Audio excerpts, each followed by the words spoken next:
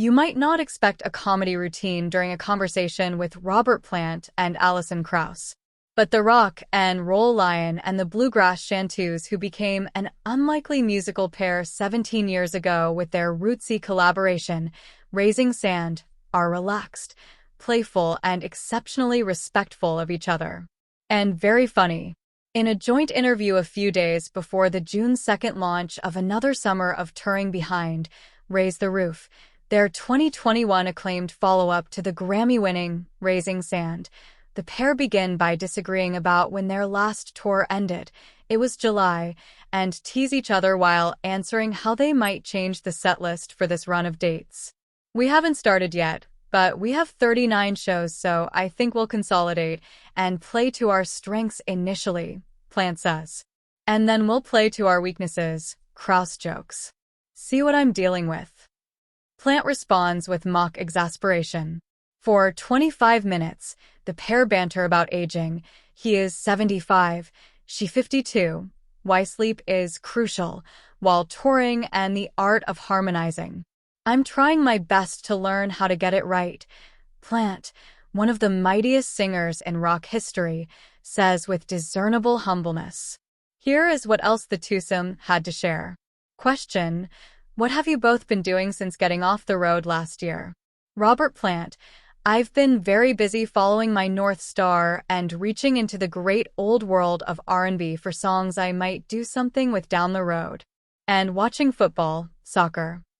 Alison Krauss: I've been watching documentaries about the Mothman and have been in the studio with Union Station working on a new album. What is it like making the shift from touring with Robert to going back into the studio? Krauss: it's much more laid back with Robert. The studio has its own unpleasantness, and it's a much more relaxed environment here. I can't believe I get to do both. Plant: you have a lot more notes to worry about in that band. I've learned a lot in my time around Alison and the world that comes with her, and it's been a spectacle of charm, politeness, and peach cobblers. You mean Southern? Plant: yes. You do a studio session in Nashville, and you have to make your way through the baked goods. In England, it's much more rough and ready. The people in Nashville, there is a standard and quality and texture there. You've had these songs out on the road the past couple of summers. What has changed in either the setlist or your approach to the music? Krauss: all of these songs, they turn into something else the longer you live with them, like I wish we would have recorded it this way or phrased it like that. When you sing the same song live, the stories change. Is your rapport deep enough now that you can look at each other on stage and know the song is going somewhere? Krauss: I know when he looks at me he's going somewhere, but I don't know where.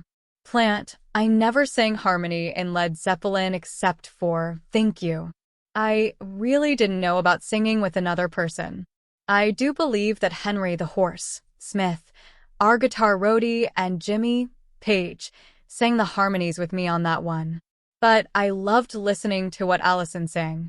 Robert: do you think if you hadn't connected with Alison a couple of decades ago, that you would have stayed in music? Plant: I've been really fortunate because it was such a formative time in my life when Led Zeppelin came to a screeching halt, and I had to keep moving and find a new place to do what I do and challenge myself. This woman sitting next to me is manna from heaven. You're also going on tour with Bob Dylan and Willie Nelson. Are you technically the opening act? Plant: I think they're doing ice cream sundaes and hot dogs when we play. But I do think there is one person on before us. Regardless, I'm proud to be standing next to Alison before the master, Dylan, takes the stage. Alison, tell me about your friendship with Def Leppard since you sang on a couple of songs on their Diamond Star Halos album. Krauss: all of the bluegrassers love Def Leppard. Their harmonies, the way they would blend. It was so incredible to do those songs. They were so generous and nice. Plant: so different than Robert, laughs.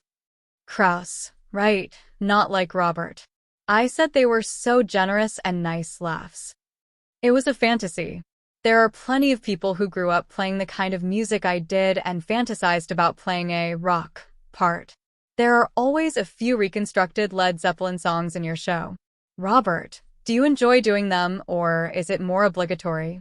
Plant, I love them and am very proud of them, and to get to change them around and to hear that voice next to me, it allows for an exotic overview of the more dramatic elements. At times I'm emotional about it because I'm hearing these songs. They are all beautiful adaptations that I could never have dreamt. It's a great achievement. Since it's been almost a year since you last toured, do you have to do anything health-wise to get ready? Krauss, just sleep. Plant, sleep is crucial. Having jet lag, that's a crippler. You'll be awake at 4 a.m. sending notes to people, thinking, should I read a book for a while? No, go to sleep. Have you discussed any future recordings together so it won't be another 14 years between albums? Plant, time is a funny thing, isn't it? Alison is going back on the bluegrass trail, so I guess if she wants me back, she can give me a call.